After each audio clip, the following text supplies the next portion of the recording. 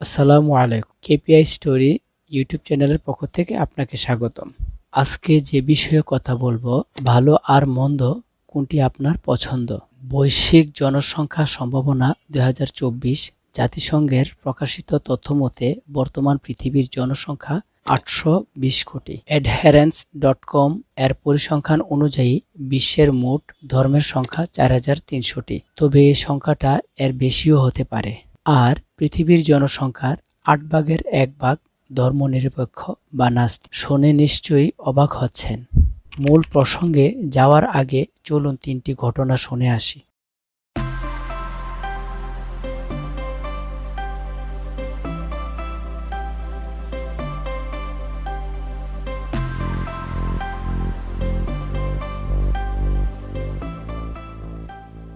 প্রথম ঘটনা, 12 অক্টোবর 2024।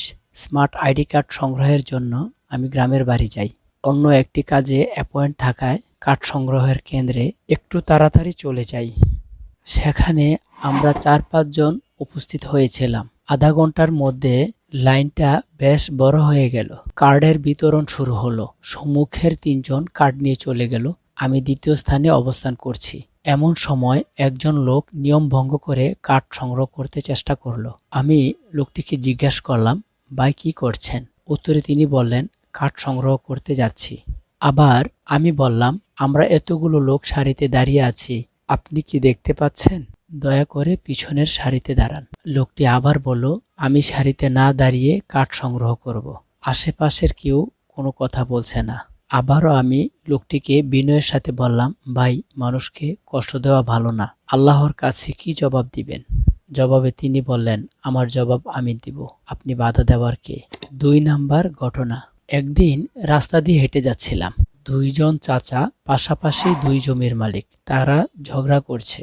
জিজ্ঞেস করলাম, চাচা ঝগড়া করছেন কেন? একজন বলল, উনি আমার জমির বেড়া ভেঙে কুঞ্চি খুলে নিজের জায়গায় ফেলে দিচ্ছে। আবার বলছে এই কুঞ্চিটি ওনার। দূর থেকে ওনাকে অনেকক্ষণ যাবৎ লক্ষ্য করছিলাম। কাছে এসে বললাম, ভাই আপনি কি করছেন? উত্তরে তিনি বললেন, আমি কি করেছি? 3 নাম্বার ঘটনা, একজন লোক বাসার জন্য কখনো টিভি কিনবেন না। তার কারণ টিভিতে অশ্লীল নাচ গান হয়। একদিন ওনার স্ত্রী বললেন, বাসায় একা একা সময় কাটে না, একটা টিভি কিনে দেওয়ার জন্য। জবাবে তিনি পূর্বের ন্যায় টিভি না কেনার কথাই বললেন। ওনার স্ত্রী বললেন, টিভিতে এখন ওয়াজ হয়, ইসলামিক গান হয়, খেলাধুলা হয়, দেশ বিদেশের সংবাদ পাওয়া যায়, বাচ্চাদের শিক্ষামূলক কার্টুন আছে, আমরা ভালোগুলো দেখব। স্বামী শর্ত দিয়ে প্রস্তাবটি মেনে নিল।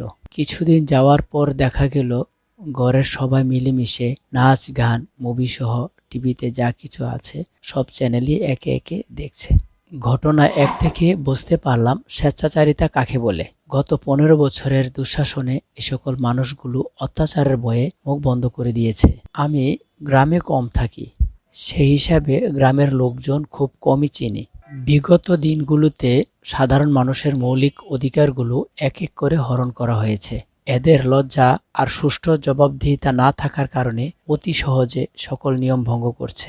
1 জুলাই 2024 বৈষম্য বিরোধী ছাত্র আন্দোলন শুরু হয়েছিল আর শেষ হয়েছিল 5 আগস্ট।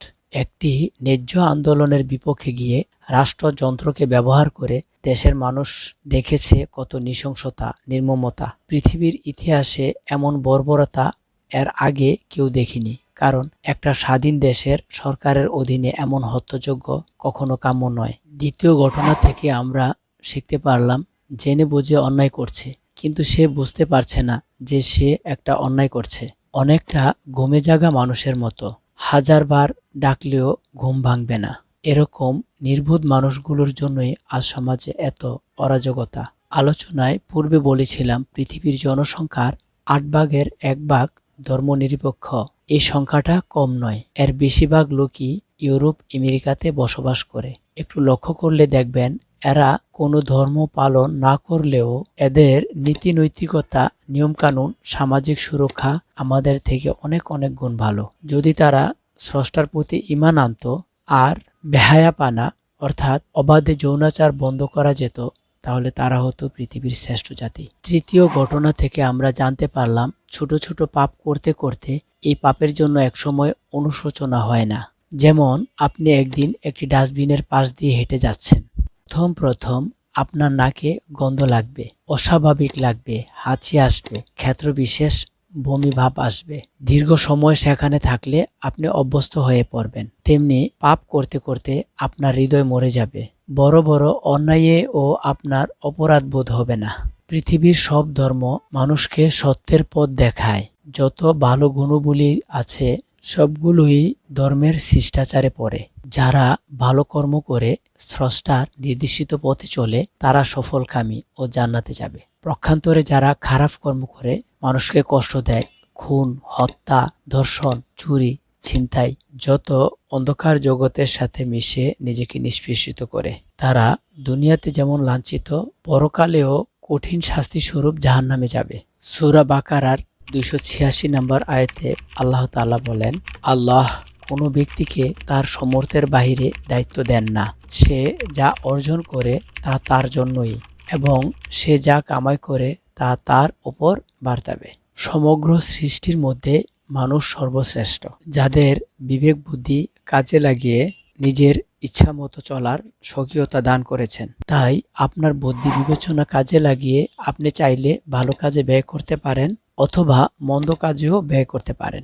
ধর্ম, বর্ণ নির্বিশেষে এবার আপনি যেই হন, স্রষ্টার কাছে জবাবদিহিতা করতে হবে। এবার আপনি বেছে নিন আপনার পছন্দ কোনটি, ভালো না মন্দ। হ্যাঁ, অবশ্যই কমেন্ট বক্সে জানিয়ে দিবেন। সঙ্গে থাকার জন্য ধন্যবাদ।